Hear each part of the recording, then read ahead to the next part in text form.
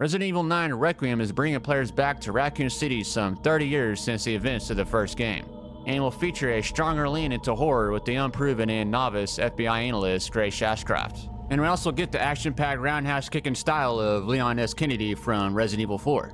We know Grace and now Leon are the main playable characters, but in an interview with Nakanishi, when asked about other playable characters, he mysteriously says, "We will have to wait and see." So we really don't know yet, but maybe we'll get to play as Grace's mom, Melissa Ashcroft, likely playable in flashback scenes from older Raccoon City, as well as potential DLC featuring others like Jill Valentine or Rosemary Winters, daughter of Ethan from the last two Resident Evils, which was rumored from a GameStop leak featuring deluxe edition cosmetic items for her possibly. But this doesn't make much sense since she'd be too young to be a playable character unless there's a big chronological jump or dual era storytelling, but who knows. It could be something like Resident Evil 7 when Chris Redfield shows up at the end to help Ethan out defeating the final boss, which he then eventually gets his own DLC, so I think other DLC featuring other legacy characters from Resident Evil is a good possibility, since it's the 30th anniversary of the Raccoon City outbreak, and kind of a final culmination of all his storytelling.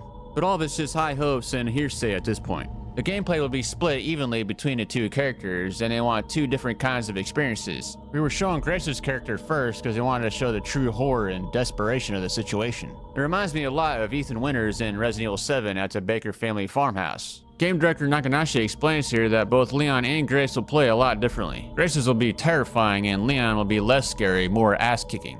This is definitely cool to hear. I think combining these two different playstyles is great. We get the best of both worlds. Resident Evil 7 mixed with Resident Evil 4. And with the choice between first and third person perspective, it gives this game a lot more variety than its previous, which is immensely exciting. He also compared it to the first Resident Evil Revelations, a surprisingly good Resident Evil game on a Nintendo 3DS, which I played when I was deployed back in the day, a balanced story and gameplay skillfully between two characters. The new gameplay has been described as a complete rollercoaster ride that will play with our emotions, and Nakanishi explains this by saying, "If we had made the whole thing just about Grace, it'd be incredibly scary, but since we use Leon's part as relaxation, between tension and relaxation, I think players will feel a sense of security thinking, this is Leon's part, I can manage this." We've structured it so the overall feeling of satisfaction is scary but also exhilarating. Hearing this, I understand what they mean by roller coaster ride experience. I think it's a cool gameplay loop that will always have you on the edge of your seat and never lets you get comfortable with one experience after throwing you into another. Thanks for watching, and please drop a like if you enjoyed it and maybe subscribe. See you guys next time.